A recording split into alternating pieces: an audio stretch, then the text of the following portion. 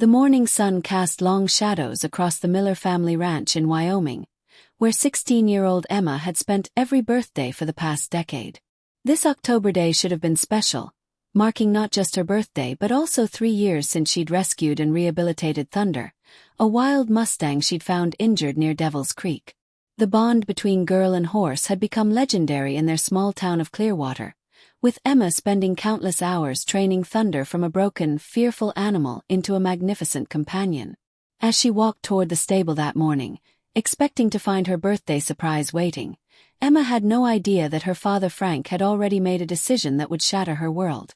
The scent of hay and leather that usually brought her comfort now seemed different somehow, as if the very air carried a warning she couldn't yet understand. Frank Miller stood in the kitchen, his weathered hands wrapped around a coffee mug, watching his daughter through the window as she headed to the barn. His wife Sarah had been gone for 2 years now, leaving him to raise 2 daughters alone on a struggling ranch that seemed to hemorrhage money faster than he could earn it. Emma's younger sister Jessica, now 14, had always been the academic star, recently accepted into a prestigious boarding school in Denver that could secure her future beyond the failing ranch. The tuition costs weighed heavily on Frank's mind, and he'd spent sleepless nights calculating and recalculating their finances, always coming to the same impossible conclusion. Thunder represented the only valuable asset they owned, worth enough to cover Jessica's first year at the academy, and Frank had convinced himself that Emma's attachment to the horse was just a phase she'd outgrow. He'd already made the call to Jim Patterson, a wealthy rancher from Colorado who collected rare horses, and the deal was set for this very morning. The sound of hoofbeats echoed across the valley as Emma approached Thunder's stall, her heart racing with birthday excitement. She'd dreamed of this moment for weeks, imagining the new saddle her father had hinted at, or perhaps the riding lessons with a famous trainer from Jackson Hole. Thunder nickered softly as she approached, his dark eyes reflecting a wisdom that seemed almost human, as if he sensed the storm approaching their peaceful world. Emma had rescued this horse when everyone else had given up, nursing him through infections, training him with patience when others called him untrainable, and building a partnership that transcended the typical owner-pet relationship. The local veterinarian had called their bond extraordinary, noting how Thunder responded to Emma's voice, her touch, even her presence from across a field. As she reached for the stall door, Emma noticed something odd. Thunder's favorite blanket was missing, and his feed bucket had been cleaned and put away, unusual for morning feeding time. Emma's fingers trembled as she pulled the stall door open, her birthday excitement quickly transforming into a cold dread that settled in her stomach like a stone. Thunder's stall was immaculate, stripped of all the personal touches she'd added over the years. The lucky horseshoe she'd mounted above his feed trough, the photo of them winning last summer's county fair competition, even the special grooming tools she'd saved for months to buy. The morning light streamed through the barn windows, illuminating dust motes that danced in the empty space where her best friend should have been munching his breakfast hay. Emma called Thunder's name, her voice echoing through the hollow barn, hoping against hope that he'd somehow gotten loose and was wandering the nearby pasture. The silence that answered back felt deafening, broken only by the distant lowing of cattle and the rustle of wind through the hay loft above. Her heart hammered against her ribs as she checked every stall, every corner of the barn, her birthday dress catching on rough wooden edges as she frantically searched. The reality of Thunder's absence began to sink in like ice water through her veins, though her mind still refused to accept what her eyes were telling her. Frank appeared in the barn doorway, his silhouette backlit by the morning sun, his usual confident stance replaced by something that looked almost like shame. His worn Carhartt jacket hung loose on his frame, and Emma noticed for the first time how much weight he'd lost since her mother's death, how the lines around his eyes had deepened into permanent grooves of worry and exhaustion. He cleared his throat, the sound harsh in the barn's acoustic, and Emma knew with terrible certainty that whatever words came next would change everything between them. The distance between father and daughter seemed to stretch impossibly wide in that moment, filled with unspoken truths and approaching heartbreak. Frank's hands hung useless at his sides, and Emma saw him struggling to find words that might somehow make this betrayal acceptable, might somehow justify what he'd done on her most important day. The smell of fresh coffee on his clothes mixed with the barn's familiar scents of hay and leather, creating a sensory memory that would later make Emma feel sick whenever she encountered those same smells together. "Emma, honey, we need to talk," Frank began, his voice rougher than usual, the endearment sounding forced and unfamiliar in the charged atmosphere between them. Emma's hands clenched into fists at her sides, her nails digging crescent shapes into her palms as she fought to maintain some semblance of control over the panic rising in her chest. She'd always been able to read her father's moods, learned during her mother's long illness to interpret his silences and sighs, and now every line of his body screamed guilt and defensiveness. The birthday morning that had started with such promise now felt like a nightmare she couldn't wake from, with her father transformed from protector to stranger in the span of a few terrible moments. Frank stepped closer, his boots echoing on the concrete barn floor, and Emma instinctively stepped back, putting Thunder's empty stall between them like a barrier against the truth she didn't want to hear. The morning light caught the tears that had started to gather in her eyes, though she blinked them back fiercely, unwilling to show weakness when she sensed she would need all her strength for whatever was coming. The silence stretched between them like a rubber band pulled to its breaking point, with Frank clearly struggling to find the right words and Emma dreading whatever explanation he might offer for Thunder's disappearance. A meadowlark sang from somewhere in the pasture beyond the barn, its cheerful melody a cruel counterpoint to the devastation unfolding in the dusty interior where Emma had spent the happiest moments of her life.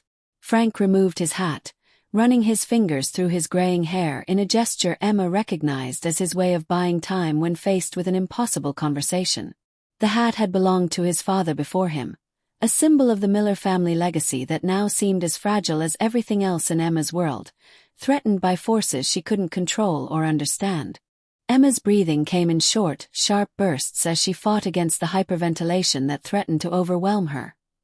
Her body's response to a stress so profound it felt like physical injury. The familiar barn that had always been her sanctuary now felt like a crime scene, every detail sharp and unforgiving in the harsh light of her birthday morning. Frank's shoulders sagged as he finally found his voice, the words coming out in a rush as if speed might somehow lessen their impact on his daughter's heart. "Thunder's gone, Emma, and before you get upset, you need to understand that this was the only way we could keep the ranch and give your sister the future she deserves." The words hit Emma like physical blows, each syllable landing with devastating precision on her already shattered composure. She felt her knees threaten to buckle as the full meaning of his statement penetrated her consciousness. Not only was Thunder gone, but her father had deliberately planned this betrayal, had chosen Jessica's ambitions over Emma's happiness without even consulting her. The breakfast she'd barely touched earlier rose in her throat as nausea swept through her, her body's visceral response to the emotional trauma of his casual cruelty. Frank continued talking, his voice taking on the defensive tone he used when he knew he was wrong but was too proud to admit it, explaining about boarding school costs and the ranch's financial troubles as if numbers could justify breaking her heart. Emma stared at him in disbelief, watching his mouth move and form words that seemed to come from a stranger wearing her father's face. The rational part of Emma's mind understood that her father was trying to explain his reasoning, but her heart heard only excuses for the most fundamental betrayal she could imagine. Thunder hadn't been just a horse to her. He'd been her confidant during her mother's illness, her companion through the dark months of grief that followed, her partner in a relationship that had taught her about trust, patience, and unconditional love. Frank's voice seemed to come from very far away as he talked about Jim Patterson's generous offer, about Thunder going to a good home where he'd be well cared for, about the sacrifice being necessary for the family's survival. Emma felt disconnected from her own body, as if she were watching this scene unfold from somewhere above, observing a girl whose world was being systematically destroyed by the person who was supposed to protect her most. The birthday dress she'd chosen so carefully that morning now felt like a costume for a play she no longer wanted to perform in, its bright colors mocking the darkness that had settled over her special day. Frank reached toward her, perhaps intending comfort, but Emma flinched away from his touch as if his hands carried the same betrayal as his words. "You sold him," Emma whispered, her voice barely audible above the sound of wind moving through the barn's weathered boards. The words felt foreign in her mouth, too terrible to be real, yet she forced herself to say them aloud as if speaking them might somehow make the situation less impossible to believe. Frank nodded, his face a mask of stubborn justification mixed with what might have been regret, though Emma could no longer tell if his emotions were genuine or simply another manipulation designed to make her accept his decision. The admission hung in the air between them like smoke from a fire that would leave nothing but ash in its wake, irreversible and absolute in its finality. Emma felt something inside her chest crack and splinter, not just her heart but some fundamental trust in the world that she would never fully recover. The man standing before her was still her father, but he was also someone capable of deliberately causing her profound pain on her birthday, someone who could calculate the worth of her happiness against college tuition and find it lacking. She looked into his eyes, searching for some sign of the man who had taught her to ride, who had praised her patience with Thunder, who had seemed to understand the depth of her connection to the horse he'd now sold like a piece of farm equipment. Thunder's empty stall seemed to pulse with absence, a void that expanded to fill not just the barn but Emma's entire understanding of her place in her family and the world around her. The hay she'd scattered there just yesterday morning now lay undisturbed, and she realized with growing horror that her father must have removed Thunder sometime during the night, while she slept peacefully in her bed, dreaming of birthday celebrations and future adventures with her beloved horse. The premeditation of his betrayal cut deeper than the act itself. He had watched her excitement about her birthday, had listened to her plans for the day, had even helped her choose the dress she was wearing, all while knowing he had already destroyed the thing she loved most in the world. Frank shifted uncomfortably under her stare, his defensive posture beginning to crack slightly as he witnessed the devastation written across his daughter's face. The morning sun had climbed higher while they stood frozen in this terrible tableau, and its light now fell directly across Thunder's empty stall, illuminating every detail of the space that would never again hold the horse who had meant everything to Emma. Emma's legs finally gave out, and she sank onto a hay bale near Thunder's stall, the scratchy surface barely registering through the numbness that had begun to spread through her body like an anesthetic against unbearable pain. Her birthday dress pooled around her in a circle of bright fabric that now seemed ridiculous and inappropriate, a cheerful costume for a celebration that would never happen. Frank took a step closer, his face showing the first cracks in his defensive armor as he witnessed his daughter's complete devastation, but Emma held up a hand to stop him, unable to bear the thought of false comfort from the person who had caused her anguish. The barn cats that usually wound around her legs, seeking attention and treats, seemed to sense the change in atmosphere and kept their distance, watching from shadowy corners with luminous eyes. Emma's breathing came in ragged gasps as she tried to process not just Thunder's absence, but the calculated way her father had orchestrated this betrayal on the one day that should have been entirely hers. The sweet smell of fresh hay mixed with the lingering scent of horse that still clung to Thunder's empty stall, creating a sensory reminder of everything she'd lost in the span of a single morning. "Where is he now?" Emma asked, her voice hollow and distant, as if the question came from someone else entirely. She needed to know Thunder's fate, even though the knowledge would likely make her pain worse, because not knowing felt like abandoning him when he needed her advocacy most.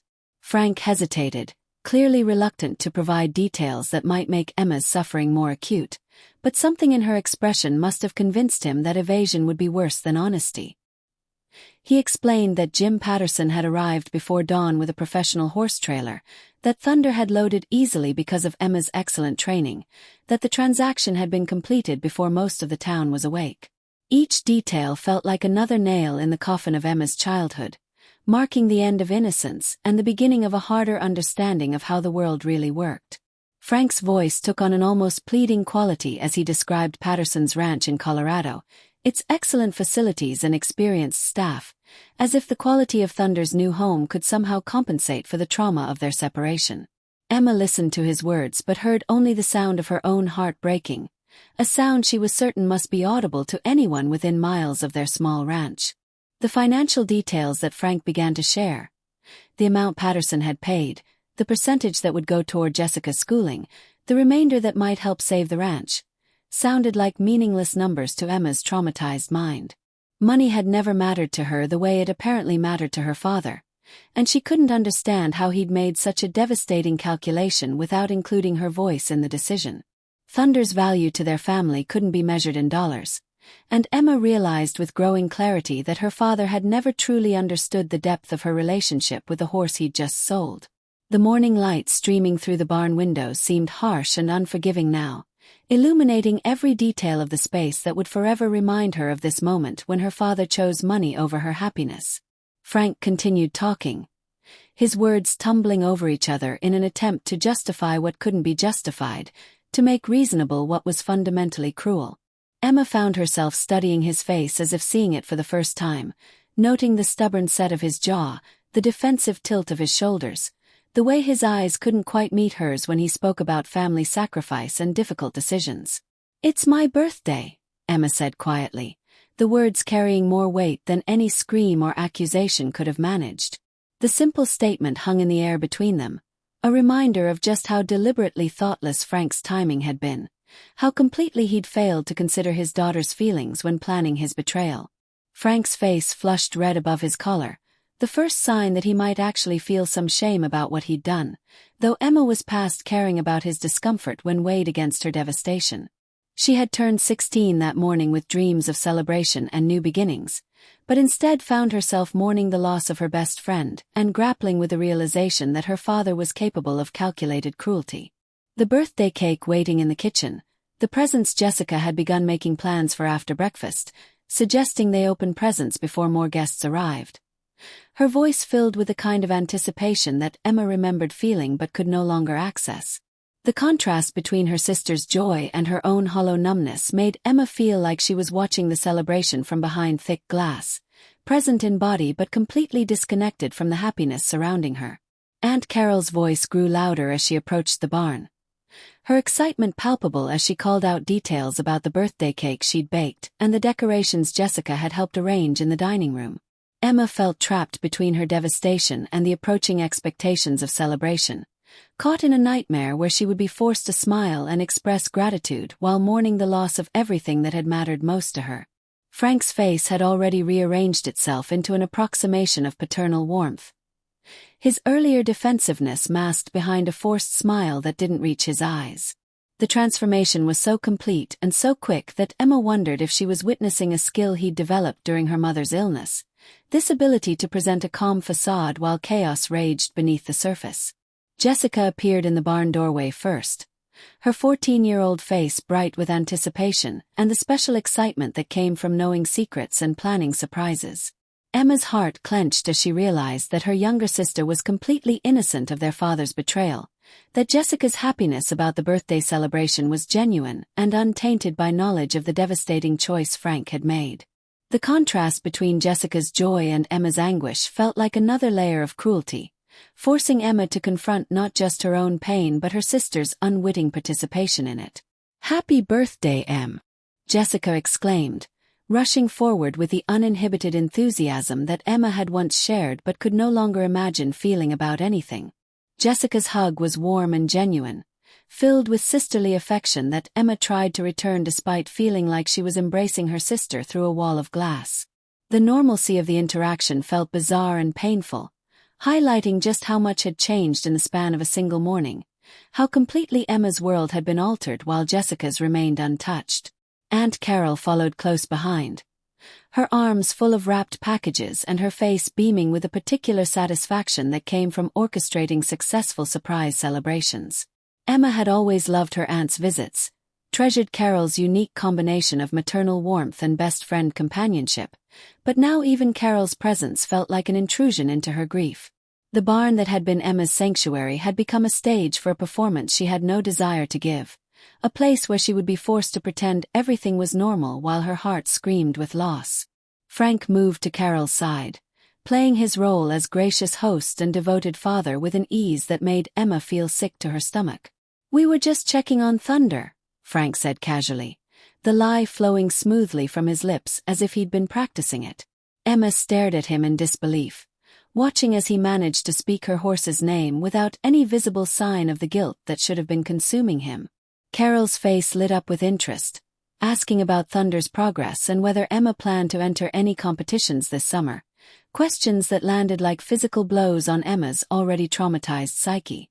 Jessica chimed in with her own observations about Thunder's recent behavior, describing his playful mood the previous evening when she'd helped Emma with feeding time, completely unaware that she was describing the last night Thunder would ever spend in their barn.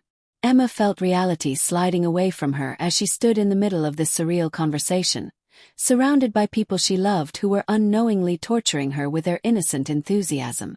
The weight of keeping her father's secret felt almost unbearable, but she couldn't bring herself to destroy Jessica's happiness or Carol's carefully planned celebration with the truth about what Frank had done. Emma's voice, when she finally managed to speak, sounded hollow and strange even to her own ears as she mumbled responses to her aunt's questions about birthday plans and horse training schedules. Carol's experienced eyes picked up on something wrong in Emma's demeanor, her maternal instincts detecting the distress that Emma was trying desperately to conceal. The older woman's questions became more pointed, asking if Emma felt well, if something had happened to upset her, if there was anything she needed to talk about. Frank smoothly intervened, suggesting that Emma was just overwhelmed by birthday excitement and needed some time to get ready for the day's celebrations. Emma watched her father manage the conversation with skill that suggested practice, redirecting Carol's concerns while maintaining his facade of normalcy. The casual expertise with which he handled the deception made Emma wonder what other lies he'd told, what other truths he'd hidden behind that same easy smile. Jessica, oblivious to the undercurrents of tension, continued chattering about party plans and gift surprises, her voice a cheerful counterpoint to the misery echoing in Emma's head.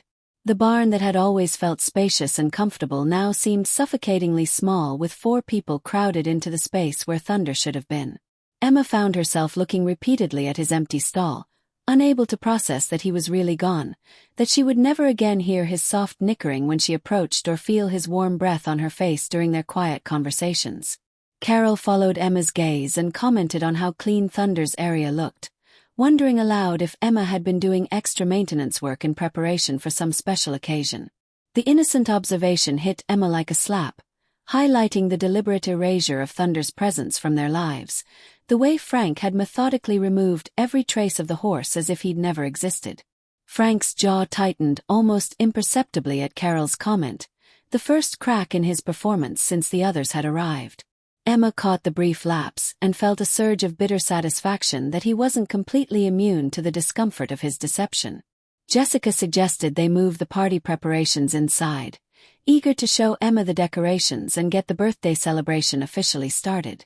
Emma nodded mechanically, knowing she had no choice but to play along with the charade, to protect her sister's innocence and her aunt's joy even while her own world lay in ruins. The walk from the barn to the house felt like a funeral procession to Emma, each step taking her further from the place where she'd last felt truly happy and closer to a performance she had no desire to give. Carol chattered about the weather and the drive from town, filling the silence with comfortable small talk that felt like noise against Emma's grief. Jessica skipped alongside them, her excitement infectious under normal circumstances but now serving only to highlight the profound change in Emma's emotional landscape. Frank brought up the rear of their small group, and Emma could feel his eyes on her back, perhaps monitoring her performance, perhaps feeling the first stirrings of genuine remorse for what he'd done. The house ahead of them looked the same as always. White clapboard siding, green shutters, the wraparound porch where Emma's mother used to sit in the evenings watching the sunset over the pasture where Thunder used to run. But everything felt different now, viewed through the lens of betrayal and loss, as if the very foundations of her world had shifted overnight. The birthday celebration waiting inside would be another test of her ability to function in this new reality where the people she trusted most could inflict unimaginable pain while expecting her to smile and be grateful for their love. As they climbed the porch steps, Emma caught sight of Thunder's lead rope still hanging on its hook by the kitchen door, another detail Frank had overlooked in his systematic erasure of the horse's presence. The sight of it hit her like a physical blow, a tangible reminder of morning routines and daily rituals that would never happen again. Carol noticed Emma's pause and asked if she'd forgotten something, her voice gentle with concern for her niece's obvious distress. Emma shook her head, not trusting her voice to remain steady if she tried to speak, and followed the others into the house where birthday decorations and the scent of chocolate cake waited to mock her devastation. Frank held the door for everyone, playing the perfect host even as he avoided meeting Emma's eyes directly. The kitchen that had always represented warmth and family now felt like a theater where she would be forced to perform happiness while her heart broke in private. Jessica's excited chatter about gift opening schedules and cake-cutting ceremonies filled the air, a soundtrack of joy that seemed to come from another universe entirely, one where fathers didn't sell their daughters' beloved horses on their birthdays without warning or apology. The birthday decorations that greeted Emma in the dining room were beautiful and clearly made with love. Streamers in her favorite colors, balloons shaped like horses, and a banner with Sweet 16, spelled out in glittering letters that Jessica had obviously spent hours creating. Under any other circumstances, Emma would have been touched by the obvious care and effort her family had put into making her day special, but now the decorations felt like a cruel joke, a celebration of a girl who no longer existed. The chocolate cake sitting in the center of the table was decorated with a fondant horse that bore a striking resemblance to Thunder, complete with his distinctive white blaze and dark mane, a detail that made Emma's knees weak with renewed grief.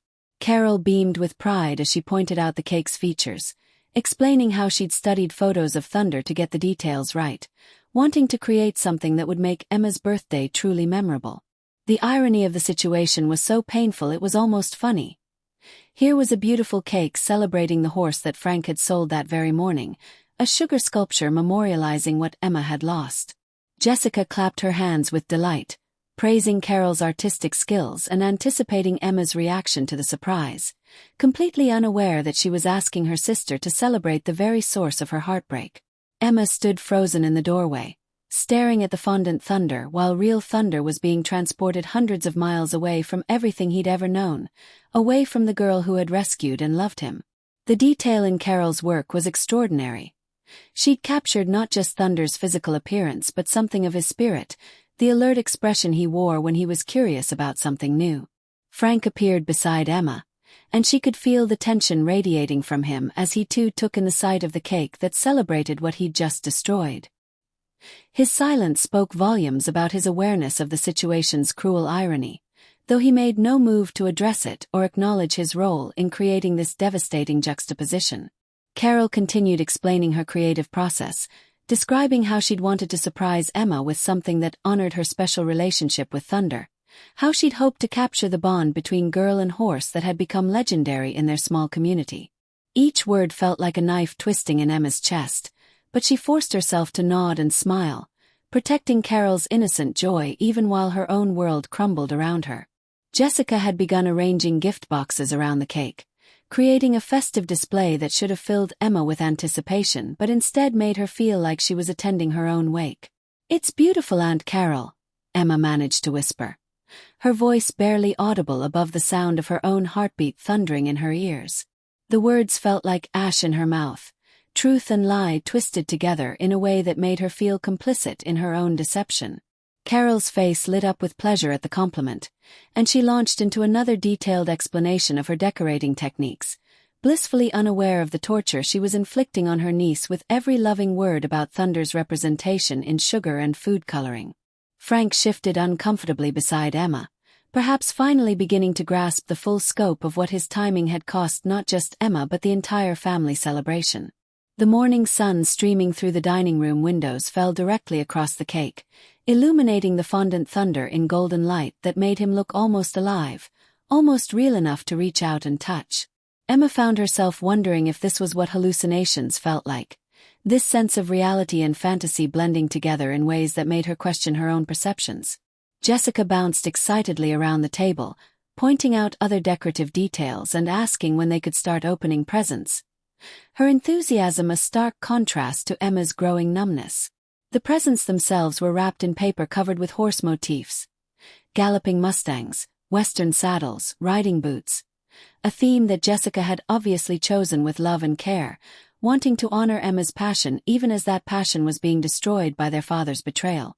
Emma recognized the shapes of some packages, what was clearly a new bridle from Carol, probably books about horse training from Jessica, maybe riding gloves or boots from other family friends who would arrive later for the celebration. Each gift represented someone's thoughtful consideration of her interests and dreams, someone's desire to support and encourage her relationship with Thunder, and now they would all serve as painful reminders of what she'd lost. Frank's present sat apart from the others, wrapped in plain brown paper without any horse-themed decoration, and Emma found herself wondering with bitter curiosity what he could possibly have gotten her after selling the thing she loved most in the world. The sight of it filled her with a rage so pure and clean it was almost refreshing after the complex anguish of the morning. A simple hatred that was easier to process than the complicated grief of betrayal by someone she trusted completely. Carol was still talking about cake decorating, but her voice seemed to come from very far away as Emma stared at her father's gift and wondered if he'd had the audacity to buy her something horse-related, something that would mock her loss while pretending to honor her interests. The kitchen timer chose that moment to ring, signaling that Carol's special birthday breakfast casserole was ready, and the sound startled Emma out of her dark contemplation of gift boxes and fondant horses. Carol bustled toward the kitchen, calling for everyone to take their seats at the dining room table for the birthday meal she'd planned with such care and attention to Emma's favorite foods. The smell of eggs and cheese and sausage that wafted from the kitchen should have made Emma's mouth water, but instead it triggered a wave of nausea that left her gripping the back of a chair for support. Frank moved to help Carol serve the meal, perhaps grateful for any activity that took him away from Emma's accusing stare, though she noticed his hands shaking slightly as he handled the serving dishes. Jessica had already taken her usual seat and was bouncing with anticipation, chattering about how hungry she was and how amazing everything smelled. Her words a cheerful counterpoint to the silence that had settled over Emma like a shroud. The dining room that had hosted so many happy family meals now felt like a stage set for a play Emma didn't want to perform in, complete with props and costumes but lacking any authentic emotion except her own carefully concealed devastation. Emma took her seat at the table mechanically, her body going through the motions while her mind remained frozen on the image of Thunder's empty stall and the reality of his absence from her life. Carol returned with the casserole, her face glowing with the satisfaction of a successful surprise breakfast, and began serving generous portions while keeping up a steady stream of cheerful conversation about birthday traditions and family celebrations. The food on Emma's plate might as well have been cardboard for all the appeal it held, but she forced herself to take small bites, knowing that any deviation from normal behavior would invite questions she wasn't prepared to answer. Frank sat across from her, making a show of enjoying his breakfast while carefully avoiding direct eye contact. His performance of normalcy so complete that Emma began to wonder if she'd imagined the entire conversation in the barn. Jessica dominated the conversation with excited speculation about the day's activities, the presents waiting to be opened, the friends who would arrive later for the party. Her enthusiasm creating a buffer of noise that Emma was grateful to hide behind. The birthday girl sat silently in the middle of her own celebration, surrounded by love and good intentions while feeling more alone than she'd ever felt in her entire life. Carol's concerned eyes kept returning to Emma throughout the meal, maternal instincts clearly picking up on something wrong despite Emma's efforts to appear normal. The older woman asked gentle questions about how Emma was feeling, whether she was excited about her gifts, if there was anything special she wanted to do for her birthday, each inquiry a reminder of the performance Emma was expected to give. Frank fielded some of these questions himself, suggesting that Emma was just overwhelmed by all the attention, that she needed time to wake up fully and get into the birthday spirit. His smooth deflections protecting his secret while leaving Emma to deal with the emotional aftermath alone. The fondant Thunder watched over the meal from his place on the cake, his sugar eyes seeming to follow Emma's movements in a way that made her feel like she was losing her grip on reality. The gift opening ceremony that Jessica had been anticipating with such enthusiasm became another layer of torture for Emma, each present a reminder of the life and interests that Frank had just dismantled with his calculated betrayal. Carol's bridal was beautiful, hand-tooled leather with silver conchos that would have made Thunder look magnificent, but now it would hang unused in the tack room like a monument to Emma's loss. Jessica's gift was a collection of advanced horse training books, carefully selected to help Emma develop her already impressive skills, books that would now serve only as painful reminders of dreams that would never be fulfilled. The other presents from family friends who had arrived for the celebration were equally thoughtful and equally devastating. Riding gloves, grooming supplies, a beautiful halter with Emma's name embossed in gold lettering. Each item represented someone's recognition of Emma's passion and talent, someone's investment in her future with horses, and now they all felt like cruel jokes played by a universe that delighted in irony.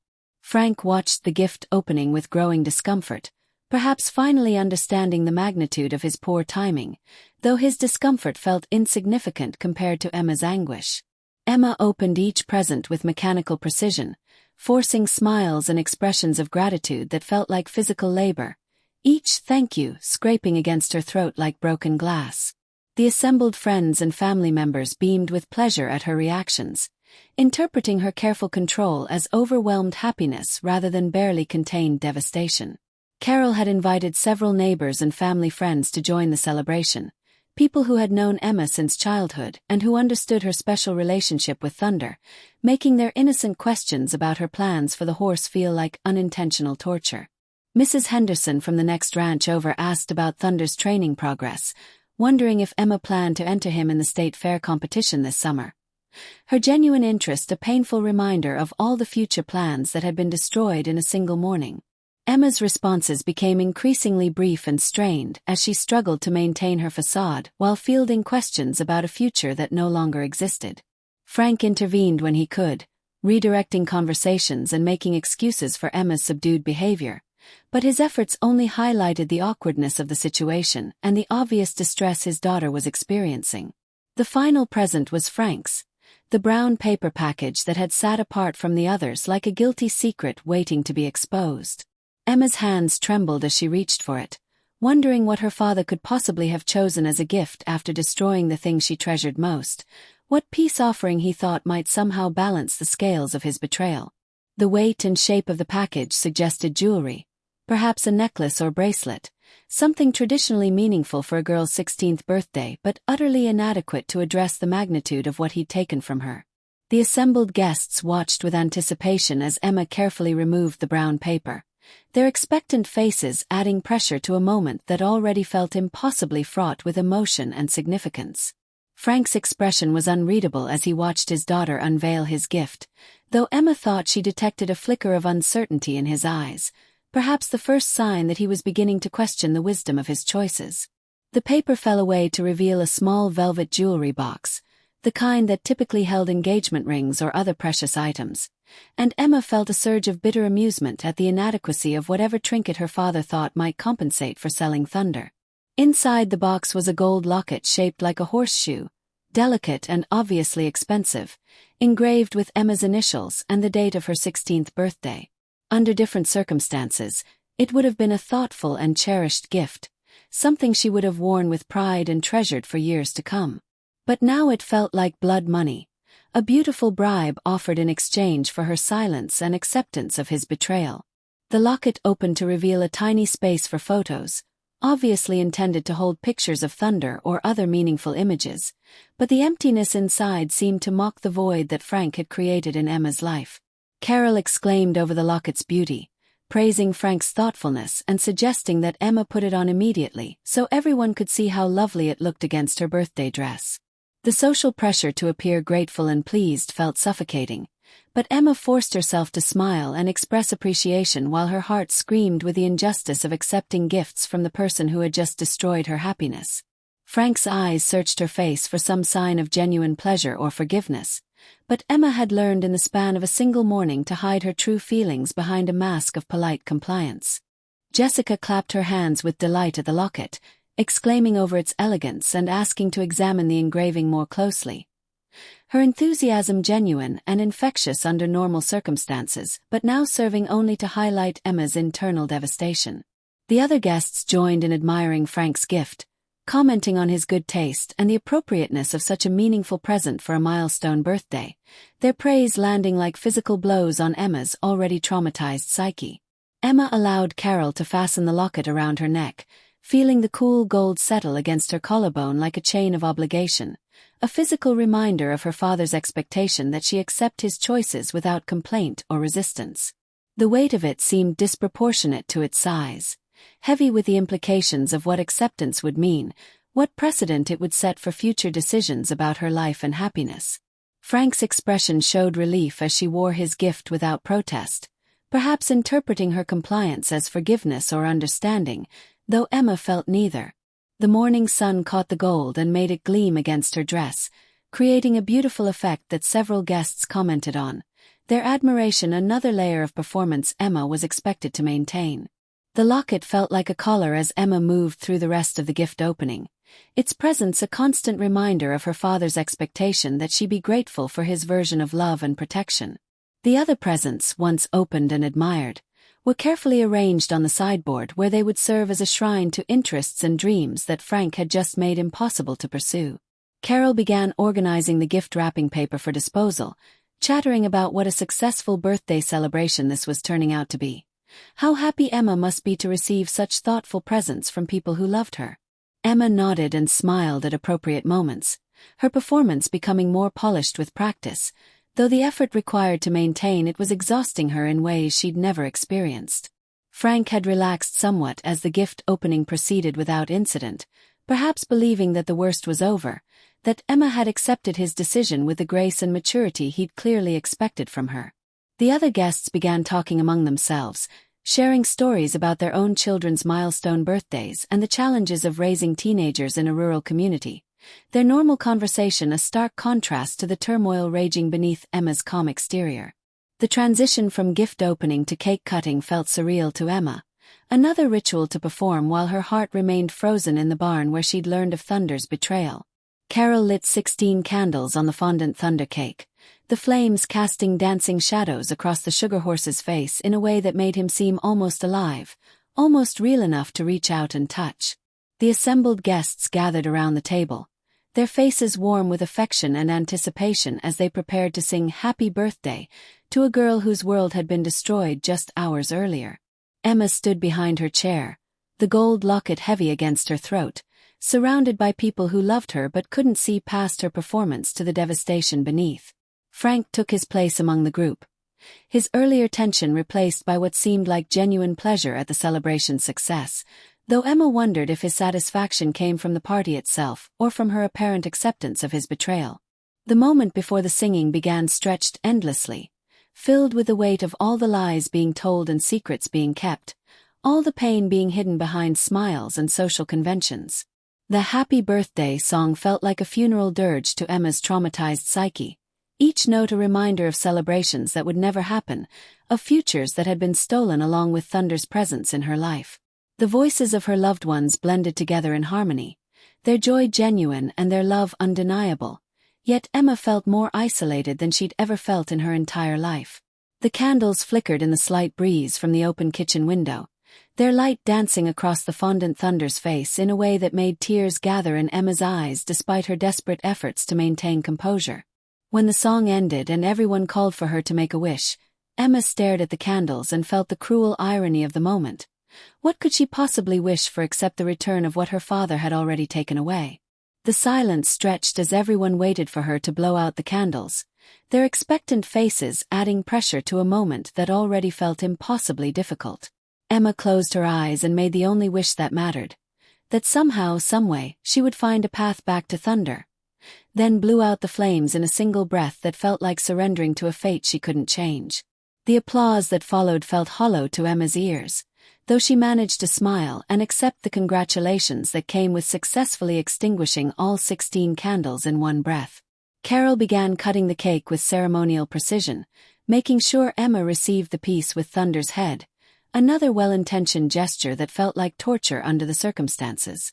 The fondant horse dissolved on Emma's tongue like sugar snow, sweet and meaningless, while she watched the rest of Thunder's sugar body being distributed among the guests who praised Carol's artistic skills. Each bite felt like a betrayal of the real Thunder, now hundreds of miles away and probably confused about why he'd been taken from the only home he'd known since Emma rescued him. Frank accepted his piece of cake with apparent pleasure, though Emma noticed he avoided the sections that contained parts of the fondant horse, perhaps finally developing some sensitivity to the situation he'd created. The casual conversation that accompanied cake eating felt surreal. Discussions of weather and local news and community events, normal topics that seemed to come from another universe entirely. Mrs. Peterson, an elderly neighbor who had known Emma since she was a toddler, launched into a story about her own 16th birthday celebration decades earlier, describing the horse her father had given her as a surprise gift and the years of joy that followed. The parallel to Emma's situation was so painful it took her breath away, highlighting not just what she'd lost but what she'd never had. A father who understood that sometimes love meant making sacrifices for your child's happiness rather than asking your child to sacrifice for practical concerns. Emma listened to the story with a fixed smile while inside she screamed at the injustice of it all, at the randomness of being born to a father who could calculate the value of her heartbreak against college tuition costs. Frank's discomfort during Mrs. Peterson's story was visible to Emma, who had learned to read his expressions with new clarity born of betrayal and disillusionment. The other guests added their own horse-related memories to the conversation, sharing stories of beloved animals and the life lessons that came from caring for creatures who depended entirely on human kindness and consistency. Each story felt like another weight added to Emma's chest, making it harder to breathe, harder to maintain the performance everyone expected from the birthday girl. The social obligations of the celebration continued relentlessly, thanking guests for their presents and their gifts, expressing appreciation for Carol's hard work on the cake and decorations, responding appropriately to well wishes and expressions of love from people who genuinely cared about her happiness. Emma felt like an actress playing a role she'd never auditioned for, following a script she'd never seen, improvising responses to situations no 16-year-old should have to navigate. The locket around her neck grew heavier with each passing moment, its gold weight a constant reminder of her father's expectation that she accept his choices gracefully and without ongoing complaint. Frank had positioned himself across the room where he could monitor Emma's performance without being obvious about it, his watchful presence adding another layer of pressure to an already unbearable situation. The birthday celebration that should have been a joyous milestone had become an endurance test, a measure of Emma's ability to protect other people's feelings while her own heart broke in private. Carol was already making plans for cleaning up after the guests left, discussing logistics with Jessica and other family members. Her efficiency and organization a reminder that life would continue moving forward regardless of Emma's personal devastation. The conversation gradually shifted to Emma's future plans. Her junior year of high school, potential college applications, career aspirations that everyone assumed would involve horses in some capacity. Each question about her future felt like a knife twist, forcing her to improvise responses about plans that no longer made sense without thunder as part of the equation. Frank contributed to these discussions with apparent normalcy, talking about Emma's academic achievements and her responsibility and maturity, traits that he was now counting on to help her accept his betrayal without causing family disruption. The irony wasn't lost on Emma that her father was praising her maturity while simultaneously making decisions about her life without consulting her, treating her like a child when it suited his purposes while expecting adult-level acceptance of his choices. Mrs. Henderson mentioned seeing a horse trailer on the road early that morning, wondering aloud if someone in the area was buying or selling livestock, the innocent comment landing like a physical blow on Emma's carefully maintained composure. Frank's coffee cup rattled against his saucer as he set it down too quickly, the small sound loud in the suddenly tense moment that followed Mrs. Henderson's observation. Emma excused herself to use the bathroom, needing a moment away from the relentless performance and the innocent questions that kept reopening her wounds. The hallway felt like a sanctuary after the crowded dining room, its familiar family photos and worn wooden floors offering comfort that the celebration had failed to provide. She leaned against the bathroom door after locking it, finally allowing her carefully maintained facade to crack slightly as she took her first honest breaths since the morning's devastation began. The face that looked back at her from the mirror was almost unrecognizable, pale and strained, with eyes that held a new hardness born of betrayal and forced maturity. The gold locket caught the light as she moved, and for the first time Emma truly looked at her father's gift, examining the craftsmanship and the engraving that proclaimed this the most important birthday of her life. The bitter irony of the inscription, "Sweet 16 surrounded by delicate horseshoe motifs," was almost funny in its inappropriate optimism. Emma touched the locket with trembling fingers, feeling its weight and wondering if this was what 30 pieces of silver had felt like, if all betrayals came with beautiful compensations that were supposed to make the victim grateful for their pain. The sound of laughter drifted down the hallway from the dining room, where her birthday celebration continued without her, and Emma realized that her absence had probably gone unnoticed in the general festivity. The knowledge that she could disappear from her own party without anyone missing her felt like another small death, another confirmation that her value to her family was less than she'd believed. She splashed cold water on her face and practiced her smile in the mirror, preparing to return to the performance that everyone expected from her, the gracious acceptance of gifts and attention while her world fell apart in private. The bathroom mirror reflected not just her physical appearance but the internal transformation that had occurred in the span of a single morning. The death of the trusting girl who had awakened expecting celebration, and the birth of someone harder, warier, less willing to believe in the permanence of love. Emma straightened her shoulders, adjusted the locket that felt like a beautiful chain around her neck, and prepared to return to a birthday party that celebrated a person who no longer existed. Emma's return to the dining room coincided with the arrival of more guests, local families who had known the Millers for years and who brought additional gifts and warm wishes for her special day. The timing felt both fortunate and cursed. Fortunate because the newcomer's presence provided distraction from her absence, cursed because it meant extending the performance she was already struggling to maintain. Among the new arrivals was Tom Bradley, a boy from her class who had harbored an obvious crush on Emma for months. His presence adding another layer of complexity to an already impossible situation. Tom's genuine happiness at seeing her, his shy smile and carefully chosen gift of a book about Mustang behavior, represented a normalcy that Emma could no longer access or appreciate. The sweet awkwardness of his teenage affection, which might have charmed her under different circumstances, now felt like another obligation to manage, another person whose feelings required protection from the truth of her devastation. Frank watched this interaction with apparent approval, perhaps seeing Tom's interest as a positive distraction from the morning's events, not understanding that Emma's capacity for normal teenage interactions had been shattered along with everything else.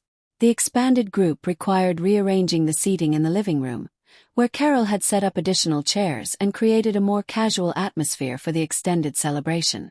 Emma found herself positioned between Jessica and Tom, surrounded by chatter about school activities and summer plans, normal teenage conversation that felt like a foreign language after the morning's traumatic revelations. Tom's attempts at conversation were sweet and earnest, asking about her training plans with Thunder, wondering if she'd be interested in riding together sometime. His innocent questions another reminder of the future that had been stolen from her without warning or consultation. Emma's responses became increasingly monosyllabic as she struggled to navigate the social expectations, while her heart remained frozen in the barn where she'd learned of her father's betrayal. Frank's eyes found hers repeatedly across the room, his expression mixing concern with warning, reminding her without words that their family's business was private and her performance was crucial to maintaining appearances. The weight of his expectations felt as heavy as the locket around her neck, both symbols of obligations she'd never chosen but was expected to accept without complaint. Carol had begun organizing group activities.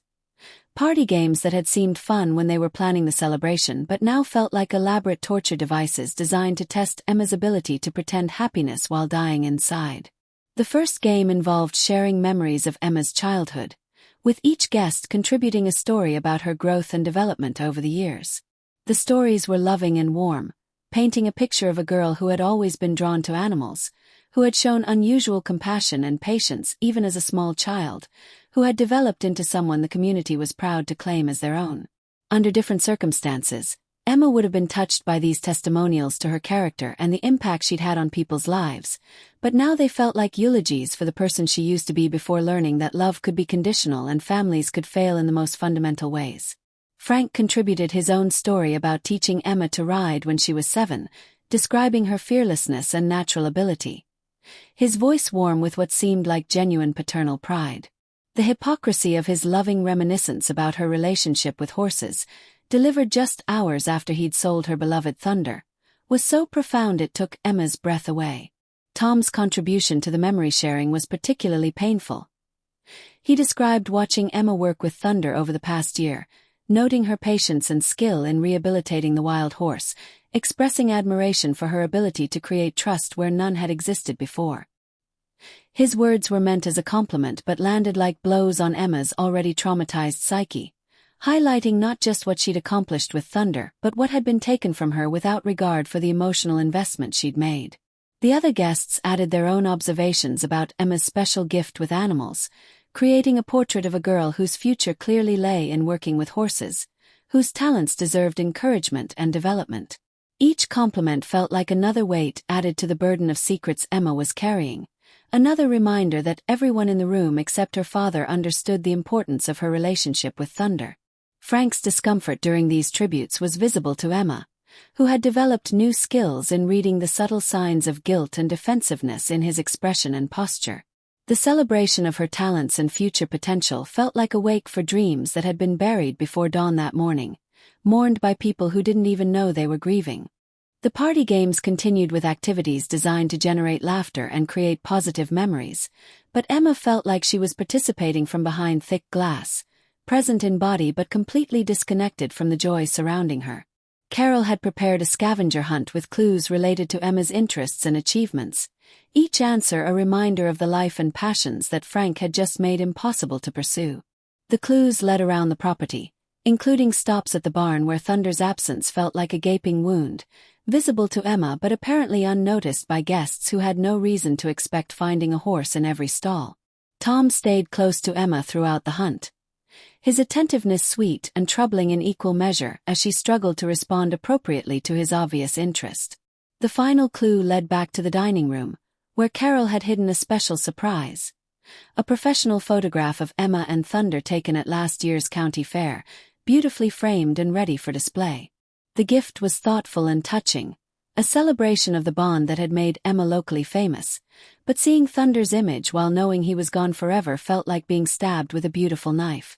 Emma's control finally began to crack as she held the framed photograph, her hands trembling as she stared at Thunder's intelligent eyes and remembered the trust that had grown between them over months of patient work. The other guests gathered around to admire the picture, commenting on what a perfect representation it was of Emma's special relationship with her horse, their innocent enthusiasm torture for someone who knew that relationship had been severed that very morning. Tom pointed out details in the photograph. The way Thunder's ears were pricked forward with attention, the relaxed confidence in Emma's posture, the obvious communication happening between girl and horse. Observations that showed his genuine interest in Emma's passions but also highlighted everything she'd lost. Frank's face had gone pale as he watched Emma's reaction to the photograph, perhaps finally beginning to understand the full scope of the damage his timing had caused, the way his betrayal had poisoned not just her birthday but every future interaction with people who knew about her bond with Thunder. Carol was already discussing where the picture should be displayed, suggesting Emma's bedroom or perhaps the living room where everyone could appreciate it, not knowing she was planning a shrine to something that had already been destroyed. The weight of maintaining her facade while holding physical evidence of what she'd lost pushed Emma closer to the breaking point she'd been fighting all morning. The photograph became a focal point for more stories about Emma and Thunder, with guests sharing observations about their partnership and speculating about future competitions and achievements that would now never happen. Each comment felt like salt in an open wound, but Emma forced herself to nod and smile while inside she screamed at the injustice of having to listen to people celebrate something her father had just stolen from her. Frank had retreated to the kitchen, perhaps unable to witness the full impact of what his poor timing had created, leaving Emma to handle the social obligations alone while he avoided confronting the consequences of his choices. The party continued around her with relentless cheerfulness, a celebration of a life that no longer existed, powered by love and good intentions that made her deception feel even more cruel and necessary. Jessica began making plans for displaying all of Emma's gifts, chattering about rearranging her bedroom to accommodate the new horse-related items, not knowing she was planning a museum of abandoned dreams. Emma clutched the photograph tighter, using its sharp corners to ground herself in physical sensation when emotional pain threatened to overwhelm her completely, the image of Thunder serving as both comfort and torture in equal measure.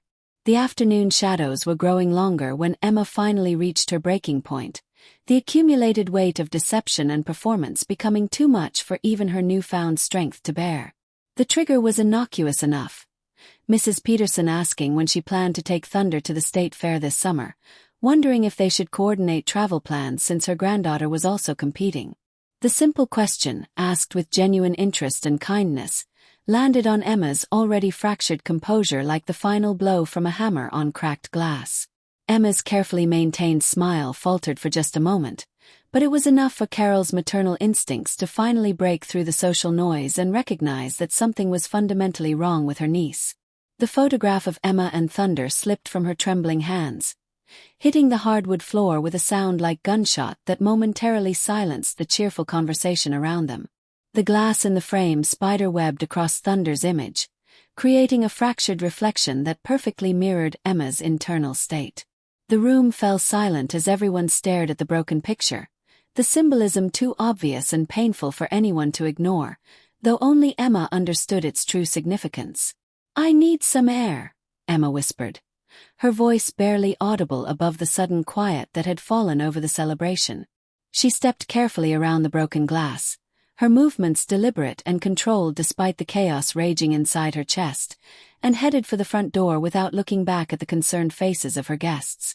The cool afternoon breeze hit her face like a blessing as she emerged onto the porch, the familiar sounds of the ranch. Cattle lowing in the distance, wind through the cottonwoods, the creak of old wooden fence posts, providing a soundtrack for grief that felt more honest than the forced cheerfulness inside.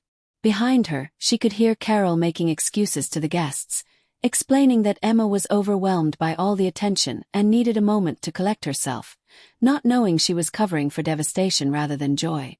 Frank's voice joined the conversation, his tone carefully modulated to sound concerned rather than guilty, though Emma knew the difference now and could hear the false notes in his performance. The locket around her neck caught on her dress collar as she leaned against the porch railing, its weight a constant reminder of the price her father expected her to pay for family harmony and financial stability. Tom followed her onto the porch, his teenage awkwardness replaced by genuine concern for someone he cared about. His presence both comforting and complicated in ways Emma couldn't process through her emotional exhaustion.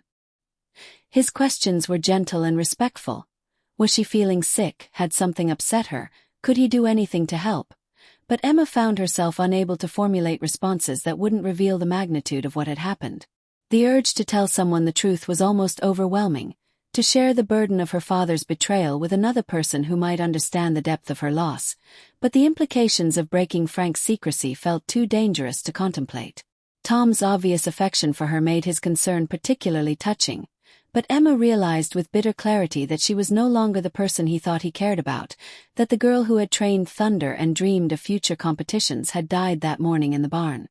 The transformation felt so complete that she wondered if Tom could see it, if the change was written across her face in ways that made her previous self unrecognizable. His presence reminded her of all the normal teenage experiences she was supposed to be having. First crushes, summer plans, the gradual transition from childhood to adulthood. Experiences that now felt impossible to navigate when her fundamental understanding of trust and family had been shattered. The sound of vehicles approaching on the gravel driveway interrupted the quiet moment on the porch, and Emma looked up to see more neighbors arriving for the celebration, their cars loaded with additional gifts and their faces bright with anticipation for the party they'd planned to attend.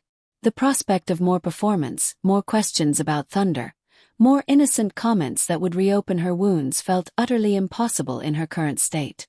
Tom noticed her distress and offered to make excuses for her, to tell the new arrivals that she wasn't feeling well and needed to rest.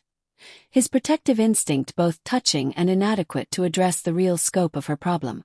Emma realized that she was trapped by the social obligations of her own birthday party, expected to be gracious and grateful while her world collapsed around her, required to protect everyone else's feelings while her own were systematically destroyed.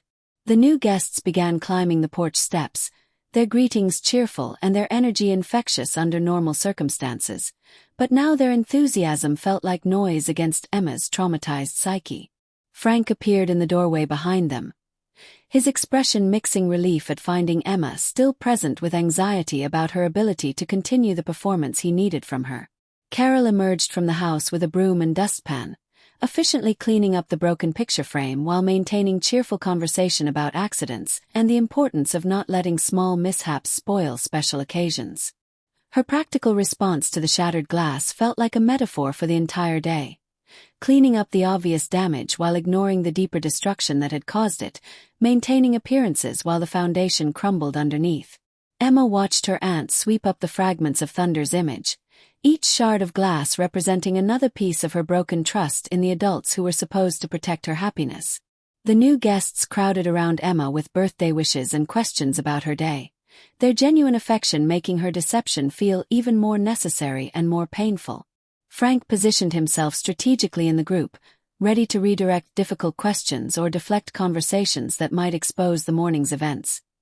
His vigilance a reminder that Emma's performance was being monitored and evaluated. The weight of his expectations combined with the locket's physical presence around her neck created a sensation of suffocation that made breathing difficult and thinking clearly nearly impossible. Jessica bounded out of the house with news that Carol had prepared special activities for the new arrivals. Her excitement undiminished by the earlier tension and broken picture frame. Her resilience and ability to focus on positive aspects of the celebration reminded Emma of her own lost innocence, the version of herself that could bounce back from disappointment and find joy in simple pleasures. The contrast between Jessica's untainted happiness and Emma's devastation felt like another form of loss, highlighting not just what Frank had taken from her but what she would never be able to recover. Tom remained close by, his protective presence both comforting and troubling as Emma struggled to maintain normal interactions with people who had no idea their birthday girl was falling apart from the inside out. The afternoon sun was beginning to slant lower through the cottonwood trees, casting longer shadows across the porch and reminding Emma that this interminable day would eventually end, though she couldn't imagine how she would survive the remaining hours of celebration. The new guests were already making plans for the next phase of the party, discussing dinner arrangements and evening activities, extending the timeline for Emma's required performance beyond what she thought she could endure. Frank's suggestion that they move the party inside for the next round of activities felt like a reprieve and a death sentence simultaneously.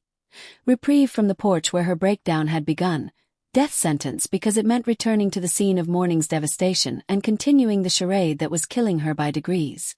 The group migration toward the house felt like a funeral procession to Emma, each step taking her closer to spaces that would forever remind her of this day when she learned that love could be conditional and sacrifice could be demanded without consent or consideration.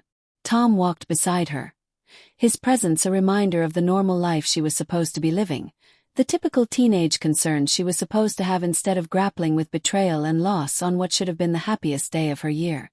Carol had rearranged the living room furniture to accommodate the larger group, creating conversation areas that would facilitate the kind of warm family gathering that Emma could no longer participate in authentically. The sight of her birthday decorations, now slightly wilted from the day's activities, felt like looking at artifacts from an archaeological dig, remnants of optimism from a civilization that no longer existed. The evening activities that Carol had planned with such care and attention to Emma's interests became a final test of her ability to function in a world where everything had changed while appearing exactly the same. The living room filled with the warm sounds of family and friends sharing food and conversation, their voices creating a cocoon of normalcy that felt increasingly surreal as Emma's internal landscape bore no resemblance to the celebration surrounding her. Frank had relaxed considerably as the day progressed without major incident, perhaps believing that Emma's continued compliance meant acceptance of his decision, not understanding that her silence came from exhaustion rather than forgiveness. The evening light streaming through the windows cast everything in golden tones that should have been beautiful, but instead felt like the lighting for a stage production where Emma was the unwilling star. Carol presented the final surprise of the day, a slideshow of Emma's childhood photos, many featuring her with various animals over the years, culminating in recent pictures of her working with Thunder that now felt like archaeological evidence of a relationship that had been destroyed before its time.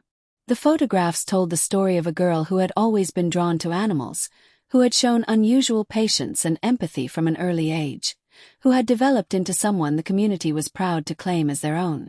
Each image felt like looking at a stranger now, this confident girl who had believed in the permanence of love and the reliability of family, who had never imagined that her most precious relationship could be severed by a business transaction conducted in secret. The guests provided running commentary on the slideshow, sharing their own memories of the moments captured in each photograph, their voices warm with affection for the Emma they thought they knew. Frank contributed several stories about Emma's childhood adventures with various ranch animals, his voice carrying what seemed like genuine pride and love, though Emma now heard the false notes in his paternal performance. The cognitive dissonance of listening to her father speak lovingly about her connection to animals while knowing he just severed her most important animal relationship felt like existing in two realities simultaneously. Tom's quiet commentary about her obvious talent and natural ability with horses would have been flattering under different circumstances, but now felt like praise for someone who had died that morning in the barn. The slideshow concluded with a video that Carol had secretly recorded the previous summer, showing Emma and Thunder working together in the arena behind the barn, their partnership evident in every movement and response. The footage captured something magical. The wordless communication between girl and horse, the trust that had developed through months of patient work, the joy that both participants found in their collaboration. Watching it felt like looking at home movies of deceased loved ones, beautiful and painful in equal measure, a reminder of something precious that could never be recovered or replaced. The guests erupted in spontaneous applause at the video's conclusion, praising Emma's skill and Thunder's magnificent response to her training, their enthusiasm genuine but torturous for someone who knew the partnership they were celebrating had already been dissolved. Frank's face had gone pale again as he watched the video, perhaps finally understanding the full scope of what he'd destroyed, the magical relationship he'd reduced to a financial transaction without considering its true value. Emma sat frozen in her chair, the locket heavy against her throat, surrounded by people celebrating something that existed now only in digital memory, their joy a beautiful mockery of her grief. The transition from slideshow to gift-giving finale felt inevitable but no less painful, as Carol presented Emma with one last surprise. A custom-made photo album documenting her relationship with Thunder from rescue to partnership, each page a carefully crafted tribute to a bond that had inspired the entire community. The album was a work of art, filled with professional photographs, newspaper clippings about her training success, and written testimonials from people who had witnessed the transformation of both horse and girl through their work together. Under any other circumstances, Emma would have treasured such a thoughtful and comprehensive celebration of her achievement, but now it felt like a funeral program for something that had been murdered rather than lost. Each page represented hours of Carol's work, motivated by love and admiration for Emma's accomplishment, making her inability to properly appreciate the gift feel like another betrayal of people who deserved better. Frank's expression as Emma turned the album pages showed a growing understanding of what his practical decision had cost, not just in terms of Emma's happiness but in terms of community relationships and family dynamics that he had never considered. The other guests crowded around to admire the album, sharing their own favorite memories of Emma and Thunder's partnership, their stories weaving together into a tapestry of admiration that highlighted the magnitude of what had been lost. Tom's reaction to the photo album was particularly poignant. His genuine awe at the documentation of Emma's achievement, his shy admission that he'd never realized the full scope of her talent and dedication, his obvious desire to be part of her future adventures with horses. His interest represented the kind of normal teenage relationship Emma had wrapped and hidden, the special dinner her aunt had planned to cook. All of it felt like elaborate mockery now, celebrations for a girl whose world had just been destroyed by the person who was supposed to love her most. Frank opened his mouth as if to speak, then closed it again, perhaps finally understanding that no words could fix what he'd broken, no explanation could justify what he'd done on her most important day. Emma stood slowly, her movements careful and deliberate, as if sudden motion might shatter what remained of her composure into irreparable pieces. The hay bale where she'd been sitting still bore the impression of her body, a temporary mark that would fade faster than the emotional scars she was accumulating with each passing moment. She looked around the barn one final time, memorizing details she'd never noticed before. The way the light fell across the concrete floor, the pattern of nail holes in the wooden walls, the exact shade of rust on the old pitchfork leaning against Thunder's empty stall. These images would become part of her permanent record of this day, visual anchors for a memory she'd carry forever but wish she could forget. Frank watched her movements with growing alarm, perhaps finally recognizing that his daughter was changing before his eyes, hardening into someone who might never again trust him with her deepest feelings. The transformation was subtle but unmistakable. The set of her shoulders, the new distance in her eyes, the way she seemed to be pulling back into herself like a flower closing its petals against an unexpected frost. "Emma, honey, please try to understand," Frank began again, his voice carrying a note of desperation as he apparently began to grasp the magnitude of what he'd done to their relationship. Emma turned to look at him fully for the first time since learning about Thunder's sale, her gaze steady and unervingly mature for her 16 years. The endearment that had always made her feel cherished now sounded hollow and manipulative, an attempt to invoke a closeness he'd just destroyed through his actions. She could see in his eyes that he was beginning to realize his mistake, that the money from Thunder's sale might cost him something far more valuable than any horse: his daughter's love and respect. The morning air had grown warmer, but Emma felt cold through to her bones, a chill that seemed to emanate from the empty space where her trust in her father used to live. Frank reached toward her again, and again she stepped back, the physical distance between them representing an emotional chasm that might never be bridged. The birthday girl who had run to the barn with such joy and expectation no longer existed, replaced by someone older and infinitely sadder, someone who now understood that love could be conditional and families could fail in the most fundamental ways.